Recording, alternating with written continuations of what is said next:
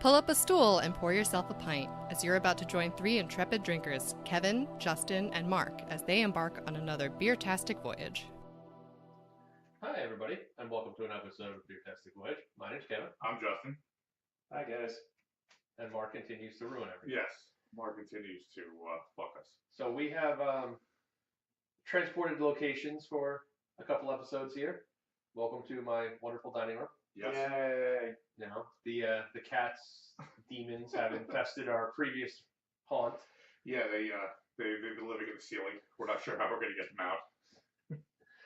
But Mark, we appreciate you lending the space to cats and people and podcasting.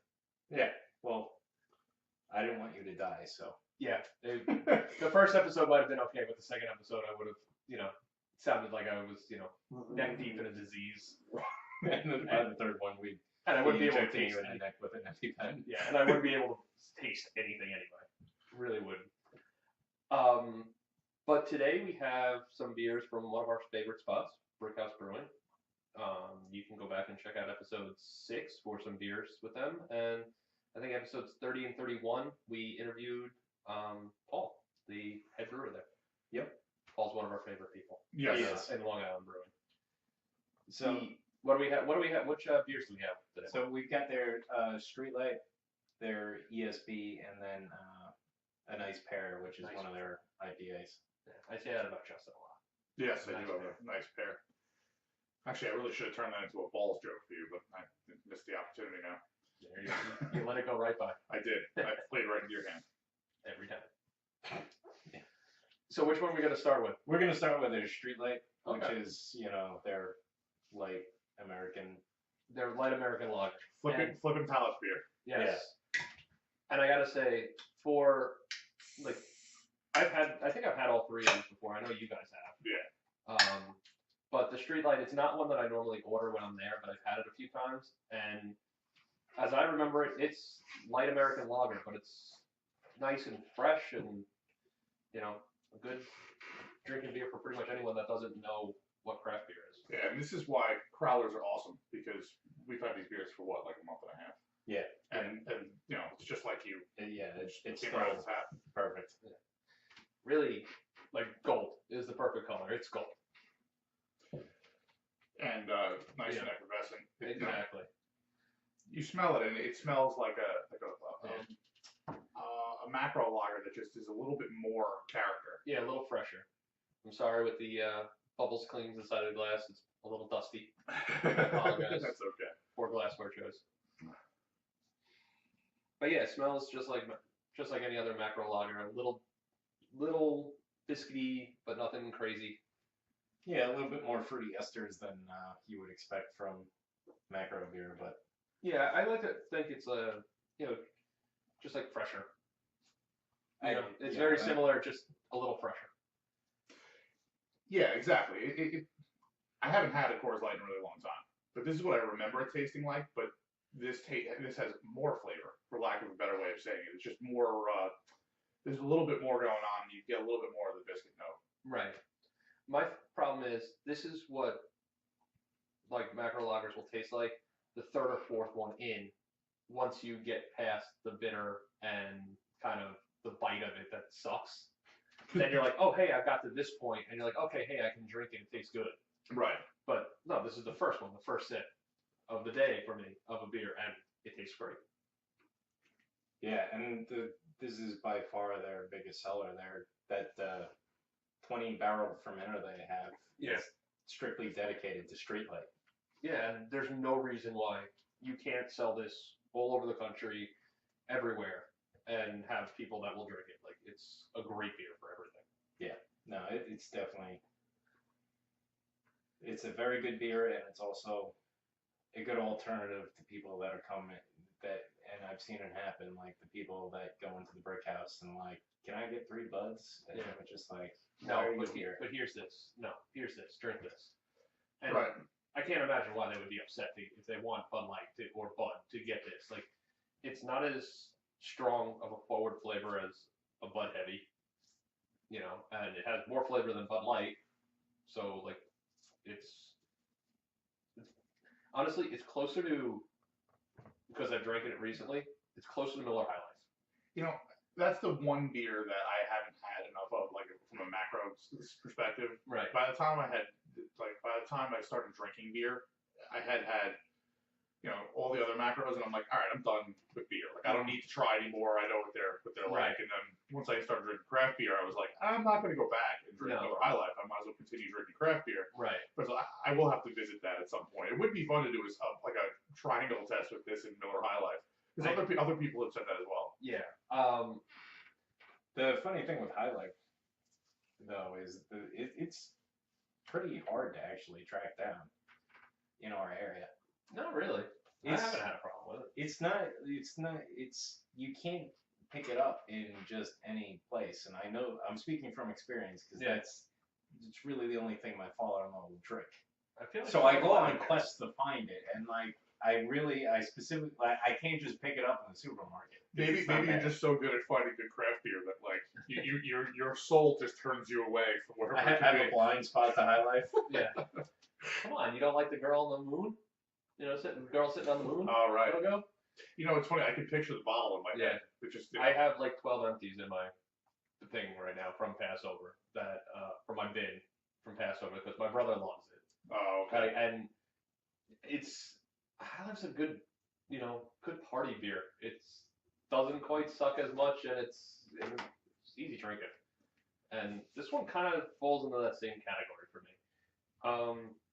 And as far as the rating goes for this, on quality and how much I'm willing to drink, on a hot day with a burger, this can't be beat. And I'm going to go with the growler on it. Like, it's a really good American lager beer.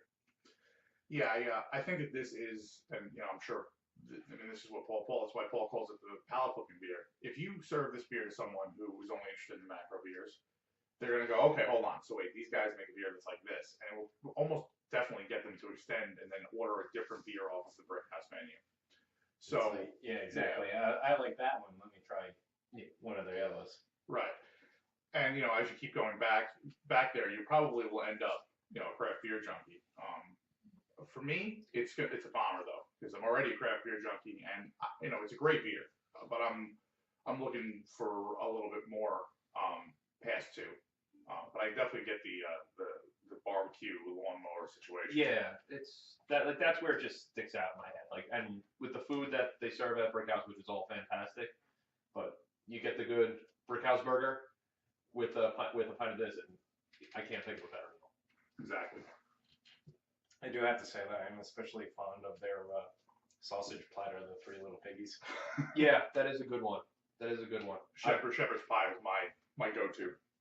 I a lot of times I'll hit the fish and chips, but that burger is a really good. They do a really good bacon cheeseburger there because they use the nice cheddar. Yeah. So it's hard for me to pass that up. I mean, it's not my thing, but this past week, which might be too late for the people listening and watching to this, but they had like a special that was a tower of spicy tuna.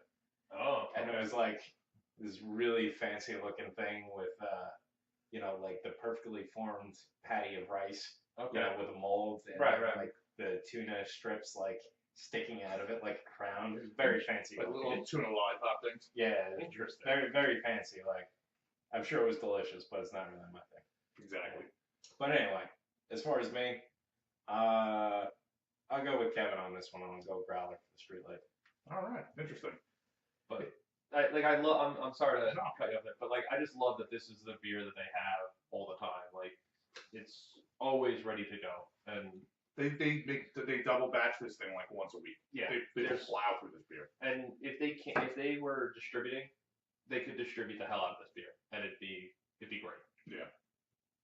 They buy it up. People buy it up like crazy. I know they would. Yeah, I was lucky enough to get invited to go down and check out a beer that the assistant brewmaster Brian kind of devised. It was a Belgian Golden Strong, I believe. Okay. And no, it's right? Yeah. Yeah. And while I was there, I saw the special street light fermenter, and it's double the size. The other ones, and you're like, man, this one place goes through that much of this one beer. Yeah. They have. I mean, the place is almost always packed, especially on like Thursday, Friday, Saturday night. Yeah. They have live music all the time. Great music too. And right in Patchogue, so they have a great spot. That beer should be out pretty soon. It was listed as coming soon on the menu when I was there this past week. And with that, like, we'll actually get the opportunity to sit down with Brian and perhaps Paul for a short period of time to talk about that beer. Well, if we get Paul to sit down, it's probably not going to be a short period of time. But I love that he's always willing to share so much about the beers and things that he creates. Yeah, I know. I mean, for as long as he could sit, I could listen to him, so it's great. I know he was super stoked about it, but I think it's on the board right now, the Rice Baby. Yes, which I had an opportunity to have. What is that? It's a jasmine rice saison, jasmine rice rosemary saison. Okay, I gotta try that. It got the picture of Vanilla Ice Oh, of course they do. on Yeah. the tap handle and stuff. Yeah. Yeah. And when it first went up on the board, he posted something on Instagram, like it was like a whole spoof on the lyrics. Yeah. That's actually, I think, in the menu now. As like the flavor text for it. Yeah, that makes sense. Stop. Yeah. Before we move on to the next one, I will say that beer was fantastic. I'm doing my best that I can possibly can to just allow this to be background music. I'm sorry. So I don't know if Mark remembers this, but when him and I and our friend Tony used to do the bowling league together, Tony would try, that was one of those songs that just anytime someone would start it, it would just keep going in my head, and I have to almost like Cartman with "Come Sail Away," that's me with that song. And I don't remember all the lyrics anymore, but I have to just run it through my head. You have to go until the end. Yeah, exactly. Until in my head I hear, kick it one more time. So that the Rice Baby, it was not to start that again, Yeah. but it was you got a very clean rice character to it, and also the rosemary was an amazing compliment to it. Yeah. And there were a couple of the new ones on the floor we can talk about later, but it was I really enjoyed that. What do we got now? The second one's the ESB, which, if I remember, is extra special bitter, correct? Correct. All right, I recall. And the extra special really just has to do with the alcohol strength. Okay, so that means it's a higher alcohol strength than a normal bitter? Correct. So like a standard bitter, I think the alcohol content is 3.5 or less. Okay, so that's a super session. And then you have your best bitter. I may have the order. No, I think you're right. Not terribly certain on this. Then you step up to best bitter, which is A little higher. It's still less. Probably than, the 5%? I think still less 4? than 5. Yeah. Okay. 4.5, 5. I think. All right. Maxes out, and then you go. There's one other step before extra special. Do you remember what it's called? I don't, but I also remember that being extremely uncommon. Not extremely, but at least somewhat uncommon. Yeah, I know with most American craft breweries, you're just going to see the ESB because most of them don't make anything that's less than 5.5%. And the purpose of the strength was, as per usual, when it comes to historic beer styles, I believe it was taxes, right? Right. Yeah, because you were taxed on the alcohol content. Okay. And it's just bitters in general are actually not terribly bitter. Right. If I recall, I know it's an English style. Right. I think it's a bitter, or at least in ESB, is Old Speckled Hen. Yes. I'm pretty sure that's it is. one that I've had that I'm that I'm a fan of. I'm a fan of that beer. I don't remember exactly if it's an ESB, but I feel like it's a similar style. Yeah, well, yes. You It's got a listed, Google it for me? listed as an English pale ale, which is basically a bitter. Interesting. Right? I mean, English pale ales are a little more bitter than bitters. Okay. The English pale ale is one of those things you don't really see anymore. From anybody, at least, especially in the U.S. No. Yeah, which is a shame because I kind of like English pale ales. Yes, me too. I've had Old Speckled Hen before. Yeah. And it's pretty good. I also know that one of the members of Beer, Justin, likes. He's a big fan of Old Speckled Hen. Yeah, big fan. I know they'll sell. If you go to some bottle shops, they'll sell the tall boy cans. Oh, really? Of Old Speckled Hen. That's cool. Yeah, not the 40, not like 32-ounce growlers, but the 22-ounce cans. Yeah. They have those, which I'm sure in some imperial measurement is a perfect one of something. Right. I don't know, It's a 7/8 stone or something. Exactly. The aroma on this is my favorite. This is one of the other ones I had in the flight when I ate this past week. Right. And I love the like kind of earthy hop notes it has. It's hard for me to describe it because again, those long lines of Streetlight, it's like a beer flavor to me. It's a little bit of caramel in the nose too. Yeah, to me it's a little bit of it's still that biscuity side of bread. Oh, definitely. But it's got that. I think you hit it with just a touch of caramel in there, just a little more, refined sugar. Yeah, I mean the flavors are very similar to the Streetlight. They're just every one is turned up slightly more intense. That's a really good way to put it. I like that. It's a slightly more intense version of Streetlight. And it comes in. What was the ABV on this one? 5.7. Right. So the Streetlight, I think, is at 4.7. Yeah. Yeah, 4.7 on that one. So yeah, that's. I would be interested to see the difference in the recipes. I wonder if it really is just that close. It's possible. You know. There might be a difference in hop varieties. Right. It's probably like a little more optic malt than one of them. It's kind of. I know he loves the Outback Malt, man. But these are another one of mine that I enjoy. Yeah, I really enjoy how crisp this is. Mm. It's very very crisp on the finish. The only time I run into a problem with this style is when people try to Americanize it and they use American hops that create kind of like that resiny effect to it. I love it. I like English hops, and so when they try to take the style and then they destroy it with Make it taste like grapefruit. I'm not against the grapefruit flavor. I know you are. I'm not against it. To me, when it tastes like pine salt, Right. You get that resin. like when you walk into a place that's just been cleaned and you can taste the flavor of pine salt in your mouth, like that's how clean it is. Like when I get that in my beer, I'm not happy about it.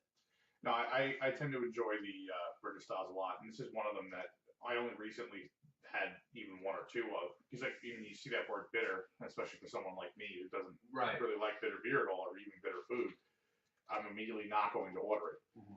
But having learned a little bit, I ventured off and very very happy that I did. This is what in theory what I think a craft beer nerd would want the Streetlight to be. Like a ramped up version of it. So for me, this is a growler all day.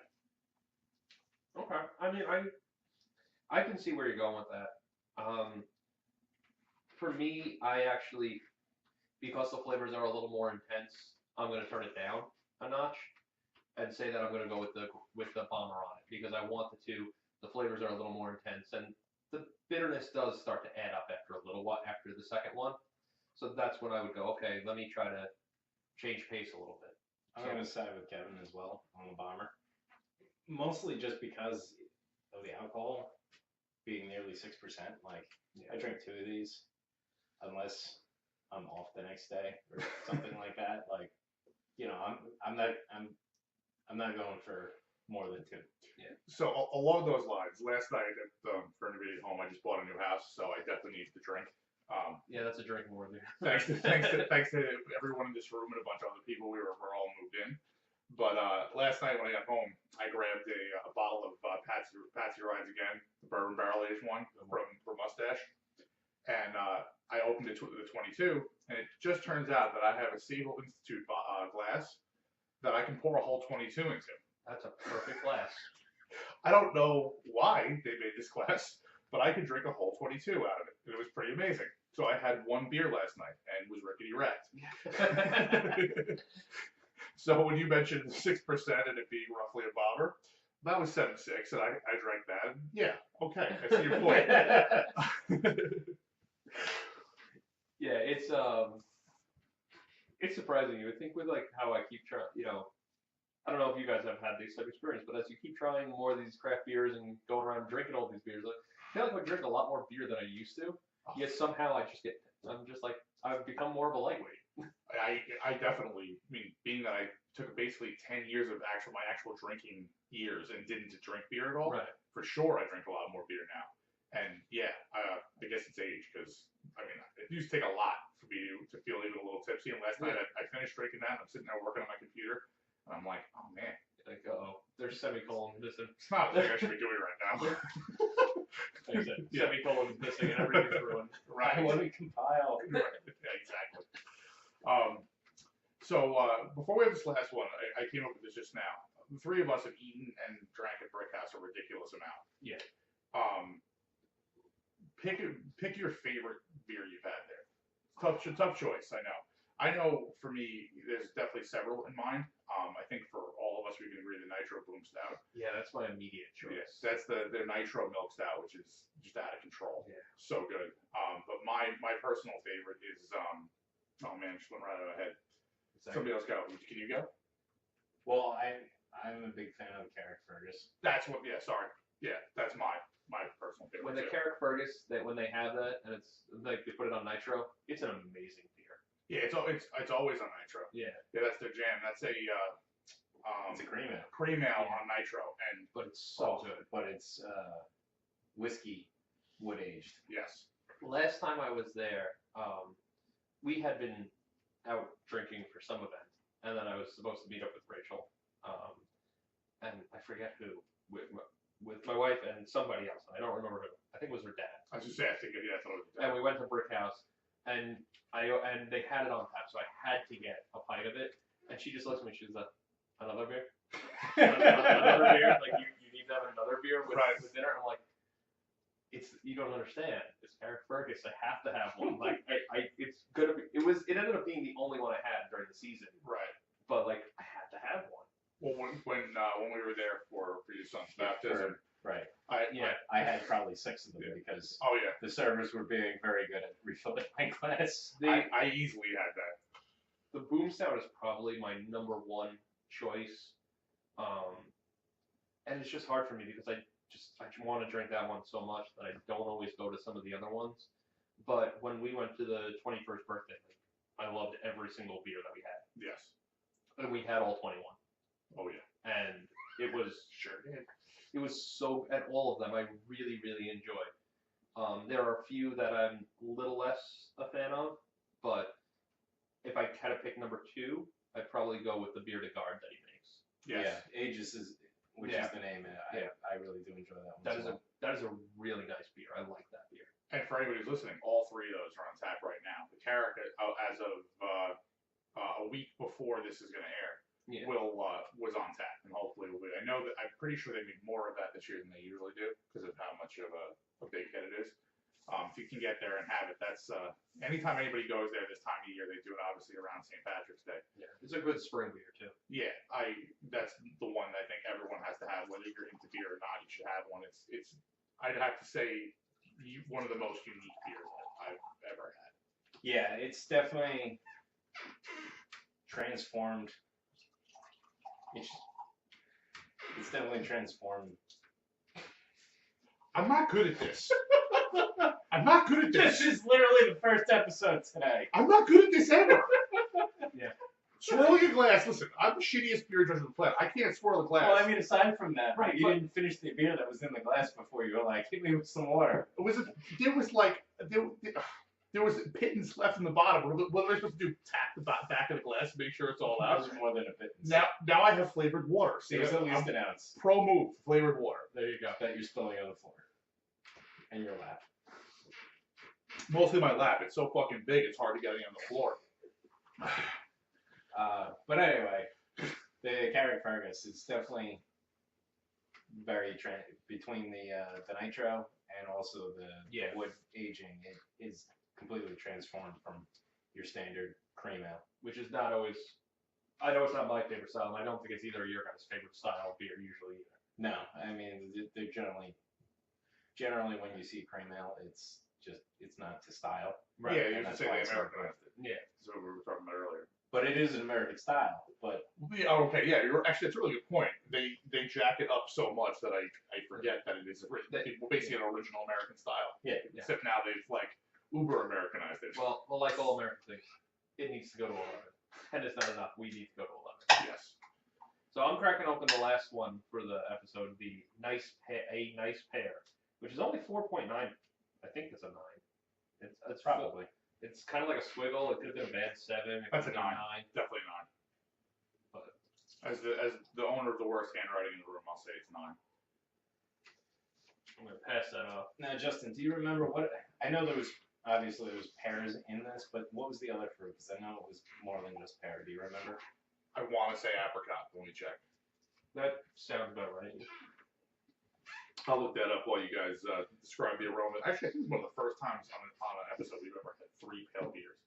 Yeah, I was actually thinking that these are all pretty light in color. I mean, this one is the cloudiest and darkest of the 3, but it's still been, if Streetlight is gold and the ESB is dark gold, which I'm forgetting the name for whatever the next shade would be, but to me it's dark gold. Then this is one shade darker than that. Honestly, I think it's dark gold / copper. Okay. Or light copper. Yeah, see. To me, the thing that always gets me with copper. The thing that always gets me with copper is that I'm looking for that red tint. Oh no, okay. Amber is directly after gold, and after amber is copper. All right, so I'm going to stick with dark gold. Yeah, I have to say I concur with dark gold. But as far as the haziness to this, I would chalk up to the fact that it's between the fruit and also IPA. It's a wheat beer. It's also a pear and apricot wheat. Is Okay. what it is, yeah. Okay. Why did I think it was an IPA? Yeah, I wasn't 100% sure, but I was pretty sure it was. So the wheat adds the body. Then that's gonna cloud it up. Yeah. So no, let's not read the description just yet. But have you had this before, Kev? I'm sure I have. I don't remember it. Yeah, I think it's a new one for this year, but I think we might have had it at the party that we were at there. Yeah. Well, no, he wasn't at. Oh, that's right. That's right. You were coaching. I think you were away or something. Yeah, I was. That was the baptism party. Yeah. Unfortunately, I had to miss that. I was in Baltimore Yeah, that's what I yelling at around children because they weren't competing well against other children. Well, now you can feel like you were there because that's when I got these. Yes. And actually, I think we would be remiss if we didn't say that these were gotten because Mark's wife shaved her head. I mean, I don't think that's the only reason. But it definitely helped. Yeah. And I'm pretty sure Paul would have loaded me up with even more growlers if I let him, but I was like, 3's good. Yeah. Yeah, I got the one for doing the St. Paul Aldrich shaving head thing. Yeah. And he's like, what else do you want? I'm like, I can't, I'm moving. I can't have any more beer. I'm not allowed. I liked it. This is nice. See, for me, the nose, I pretty much get a tiny hint of fruit. I mean, both pear and apricot are lightly. You don't get a lot of nose out of either of those. I'll be honest. The nose on this, I think, is a little muddled. Yeah. You smell fruit, but you can't identify. I can't identify exactly which one it is. No, I can't. I get more yeast. I think it's even for me the yeast character. I'm getting more than any specific fruit. I could see that it's got fruit in there, but I would be hard pressed to pick pear or apricot specifically. I would pick a white flesh fruit, but I wouldn't pick. I don't know if I would pick this. Right. Maybe if I really thought through it a lot, I would get to that by process of elimination. But I don't smell it and go, ooh, that's pears. Yeah, I think it's possible to smell pears. I mean, again, the other thing is, I think a lot for me up until recently, when I thought of smelling a pear, I thought of like the Dole pear cups, which definitely is not. Isn't really what pears smell like. No, it's not. So that's I think what might confuse some people. The flavors or anjou. Yes. The flavor wise, I get again, I feel like I'm getting a lot of the yeast character. Really good body from the wheat, and kind of a little tiny bit of astringency again, but it's a wheat beer. It tastes a lot like a wheat beer that definitely has some fruit in it. Mm-hmm. No, I think it has the least clear flavor. I think between the pear and the apricot, it kind of gets a little muddled. Like muddled is kind of what's coming through to me. I'm getting fruit, but it's not sticking out that I want one specific one out of it. I like the wheat. I think it is a good wheat beer base to it, but I don't know if the fruit tastes good with it, but I don't know if it really stands out as an individual, as clearly what it is, like clearly what fruit is there in the base beer. Yes. Yeah. I mean, I can't say how many years it's been since I've actually eaten a pear. So I love pears. They are one of my favorite hand fruit. I know that they're called hand fruits. It just I don't know why it makes me laugh too. I know that that's what it's called. It's nothing, I'm not making fun of you by any stretch of imagination. It's okay. It's just one of those things that's funny. Yeah, it is. It is a kind of giggly phrase. But no, I really like pears. I will, I think if you get just the right one, it's an outstanding. And unfortunately, they're not huge on Long Island or Big Apple area, not pears. But I really wish we grew more pears in Long Island. Wasn't there a peach farm out east for a while? yeah. Yeah. Which is surprised. You would think peaches wouldn't do as well here either. But that closed, I think, 2 years ago or something. Yeah. Like that. For me, I'll also start the ratings on the a nice pear. It is a nice pear, but I don't think it's spectacular. I can see how if people want if they know they like wheat beers and they see that it has a wheat base into it, they would try this beer. For me, it's just going to be a pint. It's pretty good. The taste is pretty good, and I'm going to stick at that. Like, it's pretty good, but I think it could be a lot better. As I drank it, I found a little more complexity in it, and I want to take back something I said. I mentioned astringency. I meant to say acidity. It finishes with acidity, not astringency. There's definitely no astringency. Yeah. I'm going to go with the bomber. I think that I may even want it a little warmer than it is right now. I think it might be even more interesting. But yeah, I think it's extremely solid, a solid bomber. I'm gonna again side with Kevin on this episode. I'm wrong. That's what we've all learned today. Apparently, Mark is reading my brain. I don't understand. I do like it, but I really don't want a second one. I want something else. You want carrot parties? I would like carrot parties, but I can't take that with me. I know, goddamn nitro. Somebody's got to figure out a way to package nitro beers to go. It's gotta happen. Because that was also part of the thing when we were there for my son's baptism party. It's like, oh wait, you want anything else? And I'm looking at the board. That's on nitro. That's on nitro. Yeah. What if Guinness, which is traditionally on nitro, uses the widget, right, to disperse the beer. It's kind of like a ping pong ball filled with nitrogen. Yeah. And it disperses it. What if we found a way to package them almost in like a container, like ping pong ball, like.